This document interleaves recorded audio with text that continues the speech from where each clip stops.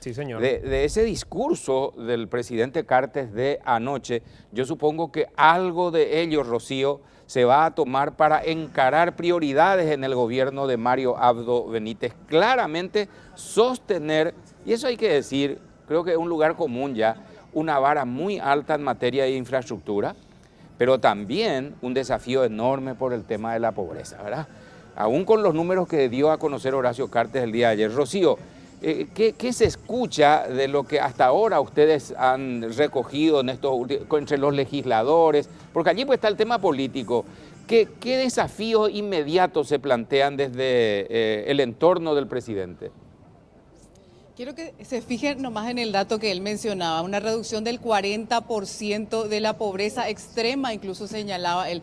Sí. Ese dato, la reducción del 40% de la pobreza extrema, era un dato que se daba a inicios de su gobierno y que correspondía a la reducción que se daba desde el gobierno de Nicanor Duarte Frutos, pasando por el gobierno de Fernando Lugo, pasando inclusive por parte del gobierno de Federico Franco, y cuando en ese entonces hacía 3 meses que Horacio Cartes estaba en el gobierno.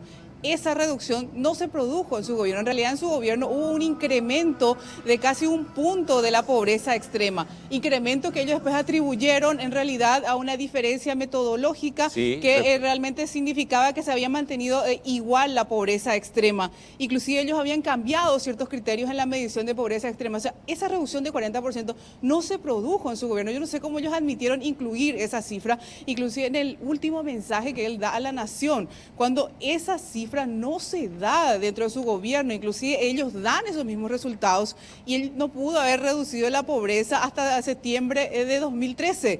Imagínense que en un mes él supuestamente redujo 40%, teniendo en cuenta que esos datos eran todos de los gobiernos anteriores. Rocío. Es un dato realmente que le falta el respeto a la misma metodología que se hace de la Secretaría Técnica de Planificación. Además, la encuesta permanente de hogares dice que fue 1.6 porcentual lo que se redujo finalmente en la pobreza, y ese dato es objetivo, está publicado.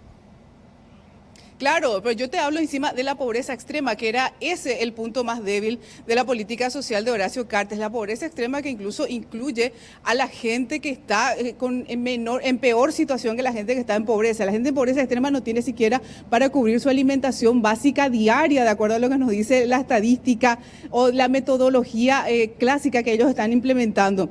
Esa gente es la que sufrió. ¿Y qué significa? Que gente que estaba en pobreza empeoró su situación con el gobierno de Horacio Cartes, de acuerdo a los mismos datos. Ese error metodológico que ellos decían hablaba de casi 70.000, 80.000 personas que cayeron en situación de pobreza extrema.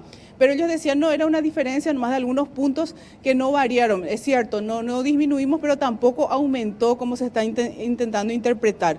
Pero esa fue siempre la gran polémica en esa medición, y ahora él da como resultado de su gobierno un resultado con el que se encontró el país él al asumir en 2013. Bueno, entonces, que dicho sea de paso, en número, 1.800.000 personas en pobreza, 300.000 en estado de extrema pobreza, y lo más grave, decían los analistas, es que de esa cifra un porcentaje enorme son jóvenes y niños, ¿verdad? Entonces, ese es el dato preocupante.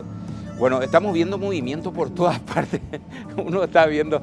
El desafío entonces queda por allí, es decir, sostener el crecimiento, esos son números reales también que tiene Paraguay desde hace muchos años. Es cierto que también estamos a un pasito siempre del grado de inversión que tanto se cacarea que se debe llegar y se puede llegar. Es decir, hay números concretos, pero el tema del desafío, la pobreza, el desempleo, ¿verdad? Son, entiendo entonces, prioridades para el nuevo gobierno. Obviamente educación, salud, seguridad y todo eso todavía están los planes, Rocío.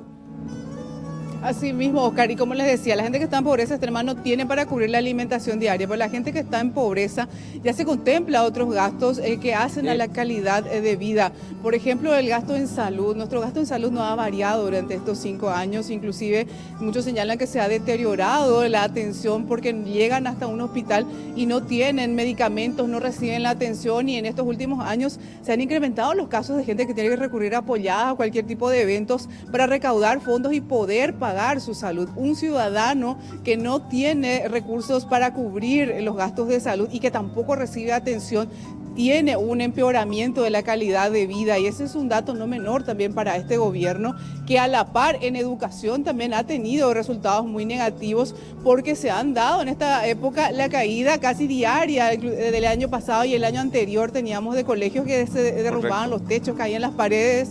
Ese fue el deterioramiento también que se dio en el área social. Bien.